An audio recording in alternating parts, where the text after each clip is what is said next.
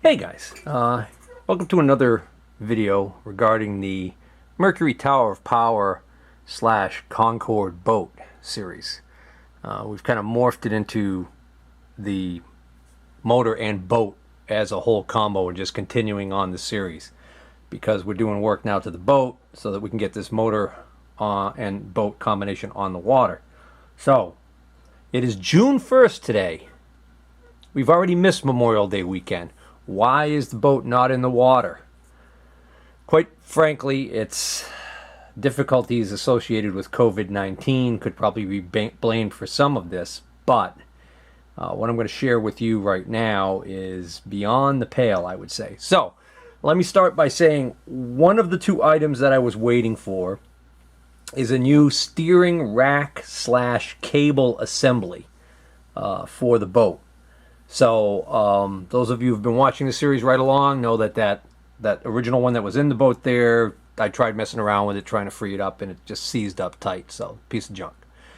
So I needed to replace it, and that uses, I think, what they call the 600 series helm or something like that. And there were actually two main choices out there for replacement cables. They have what they call the regular standard type, which is just a straight cable helm assembly, and then they have what they call the NFB style, which is the no feedback style, or is it? I forget what it is, but it's the more expensive version of the two.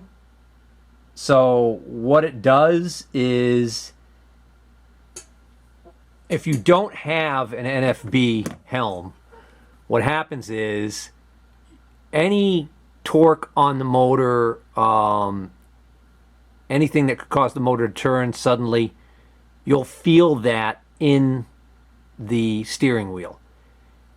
And if you're going along, because of the rotation of the prop, the motor tends to just naturally want to try and turn some, because it's being pushed by the prop sideways.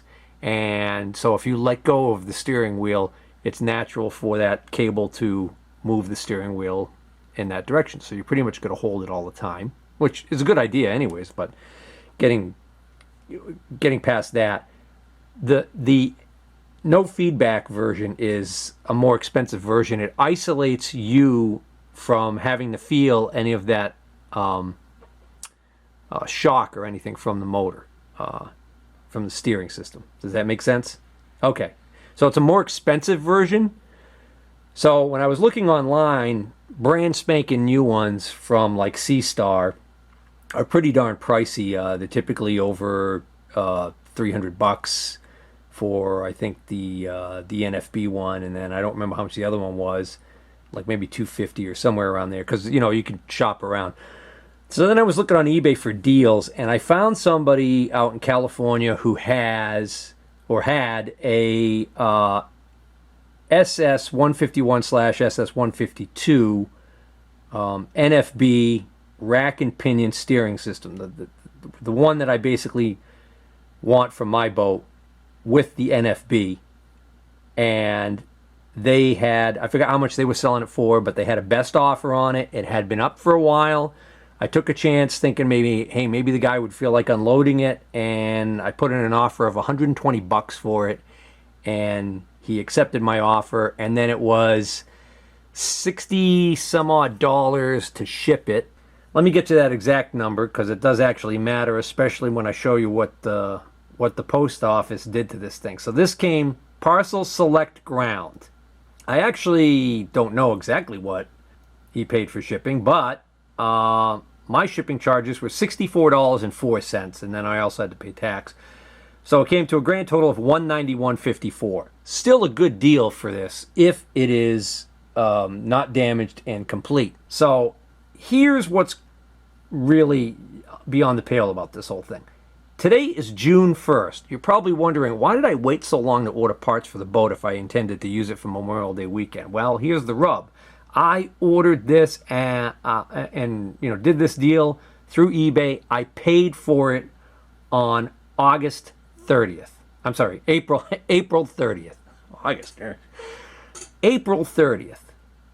So 1 month ago, it showed up on my doorstep today. The amazing thing about it is where it's been. If we look at the tracking, we can actually see that the tracking number was provided on April 30th. That means he printed out the label and waited for the post office to pick it up. And then he got it out right away, which is good. Okay, USPS picked up the item in Lompoc, California. It went to that same day, it went to the Santa Barbara, California distribution center. That's all good. It then departed that distribution center the same day, also good. 2 days later, on May 2nd, it arrived in the Los Angeles Network Distribution Center. And then that same day, it left the Los Angeles Distribution Center. At this point, it's reasonable to believe that it went on a truck. 2 days later, it went to St. Louis, Missouri, okay? The regional facility there. Probably to be transferred to another truck. That's okay. So far, so good, right? We're only, 4 days into this mess. 2 days after that, it departs. So for some reason, it sits there for 2 days before it departs. But still, that's okay. With the COVID thing and everything, I can understand why that might be. Then on the 7th, a day later, it arrives in the Memphis, Tennessee Network Distribution Center. And then it sits there for 2 days, and on the 9th, it leaves the Memphis, Tennessee Distribution Center. So far, so good. Look at this. May 16th. Okay, so this is just over 2 weeks after it left California. It arrives in the Springfield, Massachusetts Network Distribution Center. I'm in Massachusetts. Looking pretty good, right? It's in Western Massachusetts. Literally, this is an hour drive from me. It departs that same day. It leaves the distribution center. It goes to the Shrewsbury, Massachusetts Distribution Center. Gets there the next day. Now we're really cooking. This is about 30 minutes from me, if that. This is the distribution center where a lot of stuff tends to come to before it comes to my local PO and goes out for delivery. So on May 17th, things are looking up. I'm expecting this thing any day now. Look what happens. On May 19th, it arrives back at a post office in Springfield, Massachusetts. Then it arrives back at the Springfield, it says USPS facility.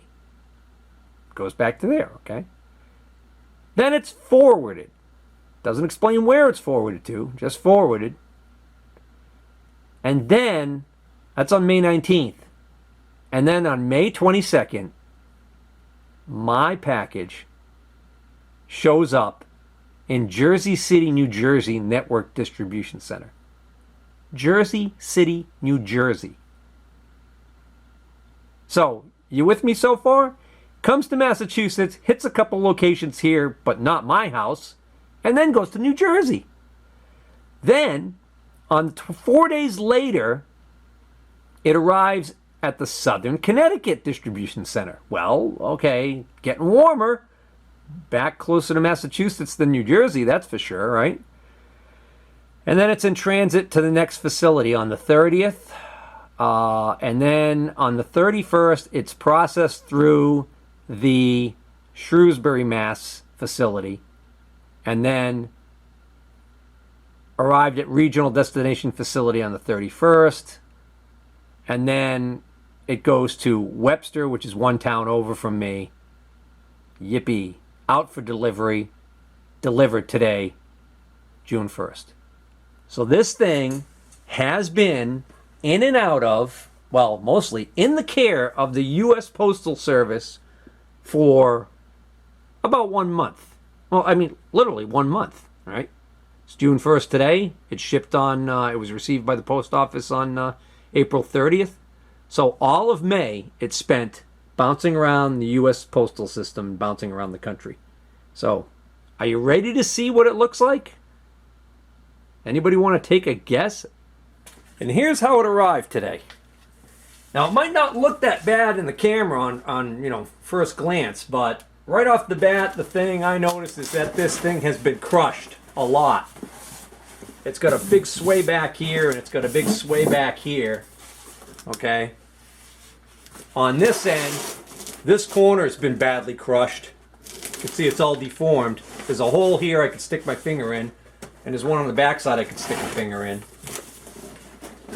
These staples didn't fail, so this end didn't blow out, which is good.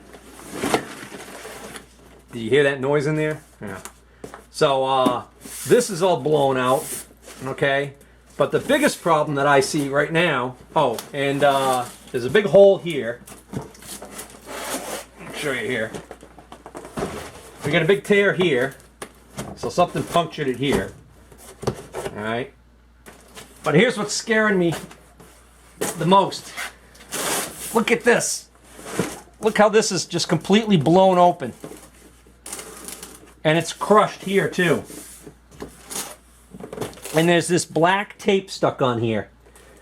This is like duct tape or something that somebody used. Now, I don't know whether or not the shipper, the seller, if he put this tape on here, because my understanding is the reason why he was selling it was because he bought it for his boat and it was the wrong size and he couldn't return it. Something along those lines, I believe. So he may have opened this and then he may have resealed it. And if he did, this tape failed. But I'm looking at the end of the cable. It's sticking out right here. Now I'm opening it for the first time.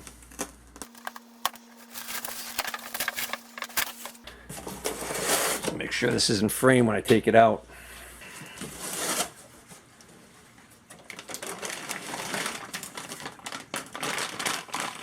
Here's one of the hardware packages. And this isn't going to get damaged because it's all metal. It's just this plastic piece, and it actually looks like it's intact. So far, so good.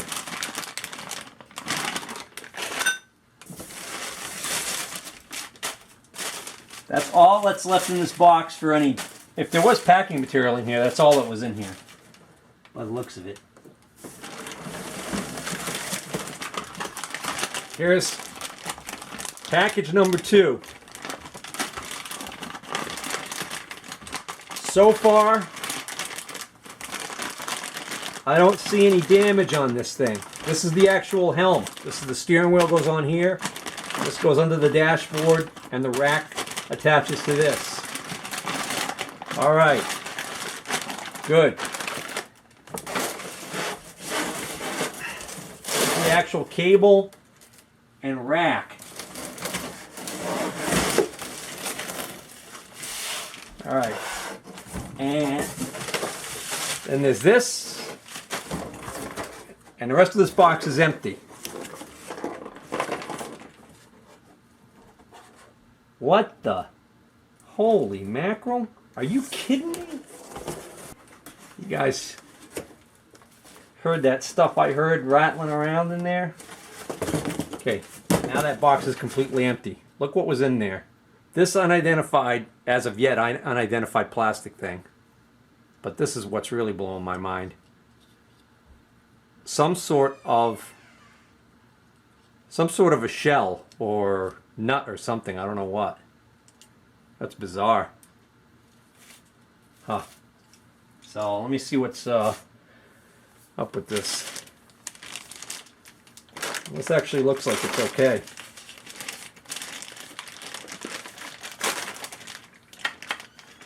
Alright, so my initial inspection here is looking pretty good. I'm going to open up this because this is probably a parts list in here, and hopefully it'll tell me what's supposed to be in here for parts. I don't know. So if we have any nut experts out there, tell me what these are. If they're an acorn, they're not a species of acorn we have here in the Northeast that I know of. They're oblong, very oblong shaped. And it's 2 of them. So, We find acorns that look kind of like hollowed out like this when the mice get into places. They bring them in, they hollow them out, eat them, and leave the shells behind. So it almost would indicate that like a critter was in this thing. So maybe they have a rodent problem there in the facility somewhere.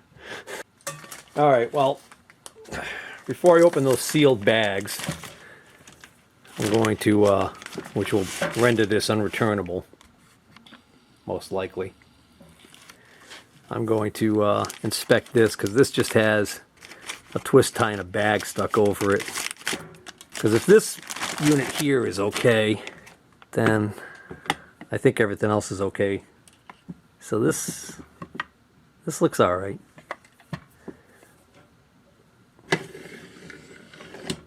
Yeah, we're looking good. All right, so let's open up this bag.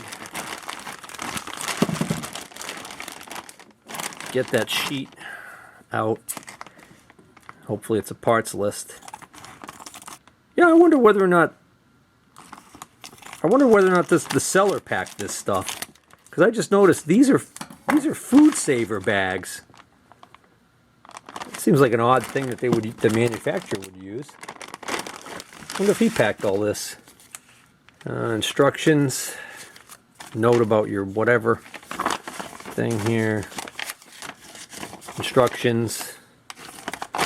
Mechanical steering for no feedback helm. Okay. So this is more instructions. Here we go. Parts list. So it looks like this is the whole parts list right here.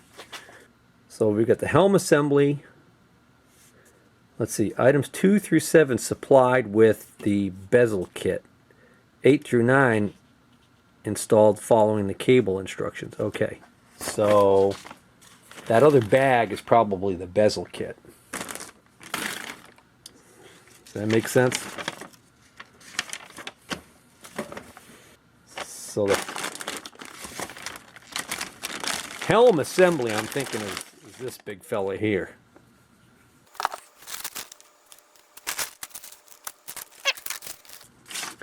Alright, so all that's in here is the helm assembly, 4 bolts, and 4 washers. 2 through 7 supplied with the bezel kit. Items 8 and 9 installed following the cable instructions. 8 and 9. 1/4 inch by 1 inch long lock patch bolt and flat washers. There they are, 4 and 4. Okay. So we should have 2 through 7 should be in that other bag.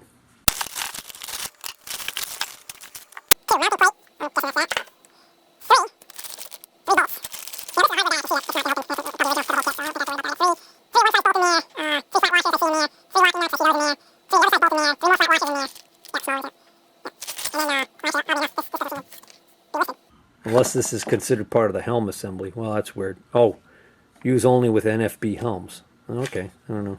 That's weird. Alright guys, I think we're good to go.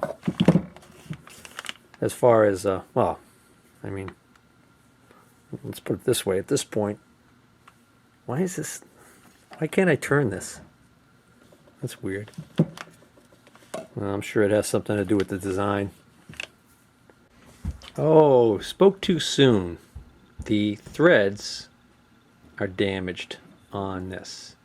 I don't know if you could see it or not, but they are slightly damaged. I'm going to have to see if I can clean them up with a very small file. But this is the nut that holds the steering wheel on. It's a self-locking nut, so it's got that bushing in it, but that wouldn't explain why it doesn't start.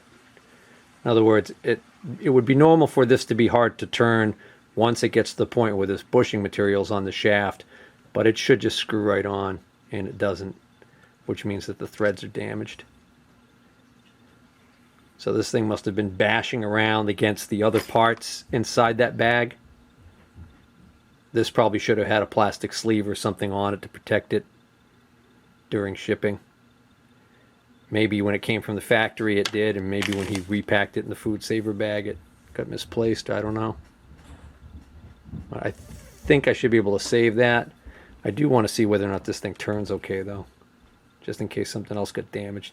You know, if this thing was dropped and it fell like that on the ground or something. All right, I just put the Woodruff key in there so I could grab this and turn it, and it does turn. It's just too hard to turn this way, but it's kind of like stiff, but I think that's by design. Again, that's to isolate you from the jerkiness and everything of the motor. All right, so we can install that in the boat. Oh, figured out what this plastic piece is that I found in there. It's one of those covers for a 3-prong plug, like that. Which, the only time I've ever seen these is like when you get a brand new tool and you take it out of the box, they might put something like that on there.